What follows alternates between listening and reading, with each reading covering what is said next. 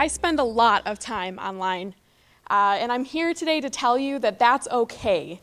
Facebook, Instagram, Twitter, as Spencer mentioned, these networks are a huge part of my day-to-day life.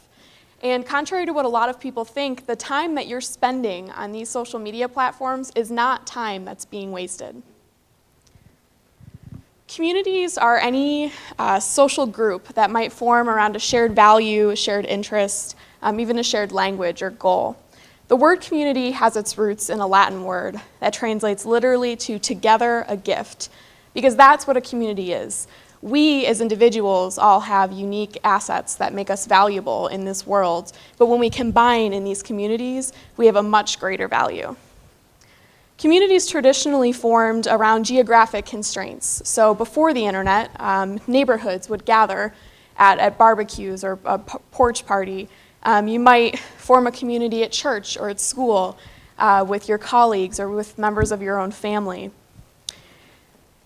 But since the internet, the ability to create these communities and mobilize change is exponentially greater. There are an estimated 7 billion users on the internet, each of whom are waiting for you to reach out and connect. Online, you now have the ability to connect with like-minded individuals on platforms like Facebook, Twitter, Instagram, Reddit, and to accomplish your goals. Whenever we post to a social media network, whether we are consciously aware of it or not, we are constructing an identity. So whenever I sign on to Twitter and I send out a tweet, anyone who comes there and reads what I'm writing is going to get a sense of who I am and what I'm offering the world. When we think about our identities, we really should be thinking about our own value. What do we bring to the table? What do we want to accomplish? And what skills and abilities do we have that can help us accomplish those things? Twitter is an excellent place to look at how identities are created, not only for individuals, but for communities. So each individual community on Twitter, some examples would be media Twitter. So you have journalists, you have news anchors, you have radio personalities who bond together and talk about their shared interests, similar skill sets. You have wonk Twitter, policy people, DC types, folks who are interested in current events and politics. And then you have Darth, who is this little red panda that I've put on this slide. Anyone who uses Twitter a lot may already be familiar with him. He's an anonymous character. I'm referring to him as Darth because nobody knows his name. Honestly, we don't even really know if he is a he. He's never revealed a gender or first name, a location, or a career, but he has over 17,000 dedicated followers on Twitter, and beyond that, at a huge reach in media and online news. The reason that I'm bringing up this example is because social media can be intimidating. It's intimidating to look at putting your life online, putting your personality on display, but you don't necessarily have to share everything with the whole wide world. That can be, not always a great idea anyway. But Darth is a person who's used an anonymous identity to still reap some of the benefits of community value. When we think about what we have to offer the world, our own value, we need to think about how the communities we belong to offer value as a whole. So we have strength in numbers, and our impact is exponentially greater when we band with like-minded individuals who might complement our own interests and abilities. An excellent example of this is crowdfunding. A lot of you are probably familiar with websites like Kickstarter or Indiegogo. These are sites that allow individuals or groups to go online and try to fundraise to anyone, anywhere in the world who has internet access can contribute to your campaign. A TV show called Veronica Mars, which ended in 2006. It was not a very popular show at the time. You may have heard that the movie just came out. And I'm going to tell you how an online community helped that happen. The show had 3 seasons. It was on, I believe, UPN. It wasn't a very popular show, but it was about a teenage detective. It had a very interesting cast and a great story. It had a lot of support from a lot of different communities, especially online. When the show was canceled after 3 seasons, the fans were riotous. They wanted more. And 5 years later, after this 3-year show had already ended, the director took to Kickstarter with a goal of producing a movie, knowing that there was a lot of online chatter about this particular show.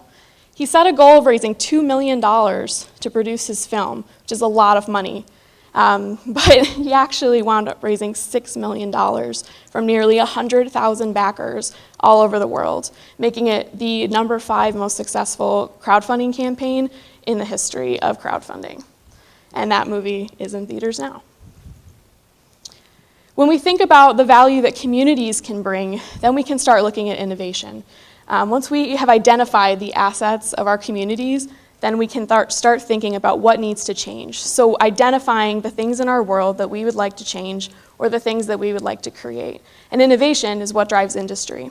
So when you look at the tech industry, you see dueling communities all of the time. So you're a Mac or you're a PC, right? You don't belong to both of those communities, usually. If you look at groups like Twitter and Facebook, they have community supporters that duel against each other too to help those companies continue to innovate and grow. So in January of last year, Twitter launched Vine, which is a mobile application that allows you to share a 6-second video. There was really nothing like it on the market at the time. When they launched, 6 months later, they had 13 million active users, which was incredible for a startup mobile application. In that same month, Instagram, a competing network, obviously, launched their video feature. And the day that Instagram Video launched to compete with Vine, shares of Vine links on Twitter dropped by 40%. And since then, the communities supporting both of those distinct groups have continued to produce innovations in both of those applications. So by looking at what the users are demanding of each platform, what Vine users dislike about Instagram Video and vice versa, they help those tech companies continue to innovate, to add new features, and to keep improving their platforms. And with innovation comes influence. So once we've identified the things about our world that we want to change, we need to think about actually creating that change. Many of you might be familiar with Reddit, which is an online discussion board where you can go on the main message board of Reddit and you can find subreddits relevant to any interest that you could possibly have, whether it's politics or feminism or Star Wars or anything that you care about. There's groups of people on Reddit who care about that exact thing. In 2010, a Michigan girl, a 7-year-old girl named Kathleen Edwards, she was terminally ill and she was being cyberbullied by members of her Michigan hometown. An area toy maker had heard about Kathleen's story and wanted to raise funds to send Kathleen on a shopping spree, knowing that she was not long for this earth. He took to Reddit, a community that he already had established ties in, a group of trusted individuals that shared his same interests, and he shared the story of Kathleen with a link to a PayPal account, asking for donations. Again, he only wanted to raise a couple $100s, but in 4 days, he'd raised over $16,000 to help Kathleen and her family cover their medical expenses, and also use those funds to donate toys to the entirety of a children's hospital in the area. So leveraging our online communities is not just about solidifying our own value and finding and making those connections. It's about creating and enacting actual change in our world. Which brings me to social capital. So social capital is a concept in sociology which says that our social connections are just as valuable as actual currency.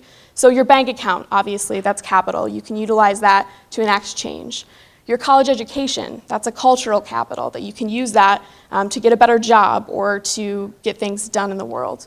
But your social networking sites are also valuable. Every single time that you go on Facebook or Twitter, when you leave here today, if you're tweeting about today now, I want you to be more thoughtful about the people that you're interacting with and the opportunities that you may be missing to interact with people who can help you accomplish your goals. The reason I spend so much time online is that I know that the friendships I'm making there, the relationships I'm establishing, are helping me to improve and better myself. Every single day that I reach out and talk to people from anywhere in the world, I know that I'm learning new skills and I'm helping to improve myself, and at the end of the day, I'm helping to accomplish my goals. Imagine what you can accomplish with the entire world in your corner. Thank you.